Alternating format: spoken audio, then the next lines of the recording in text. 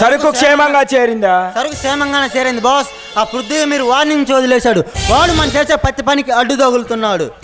అసలు ఎవడా పృథ్వీ? వాడి దేవుడు, వాడి తల్లిదండ్రులు ఎవరు, వాడి ఫ్యామిలీ బ్యాక్గ్రౌండ్ ఏమిటో వాడి నాకు 24 అవర్స్లో తెలియాలి. అలాగా బాస్, వాడి గురించి 24 గంటల్లో అన్ని విశేషాలు తెలియజేస్తాను. Okay, carry on. నిన్న మీరు లేని టైంలో రాసి ఇంటికి వచ్చి వేదింది. రాసి అంటే మీరు అబిడి సెంటర్లో ప్రేమదాస్ అల్లరి చేస్తుంటే ఆ భార్య నుంచి రక్షించారంట ఆ అమ్మాయిని. ఐసి ఆ అమ్మాయి గుర్తుంది. నిన్న రాసి భర్తడా అంట మిమ్మల్ని ఫంక్షన్కు ఆహ్వానించడానికి ఇంటికి వచ్చి చెప్పి వెళ్ళింది.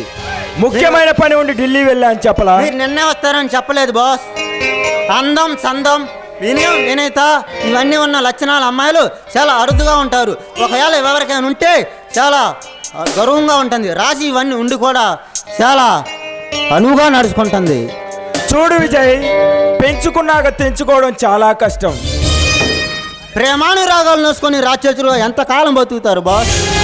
ఎస్, నేను ఒక రాక్షసుండి. ప్రేమానురాగాలు నోచుకొని ఓ బండరాయిని.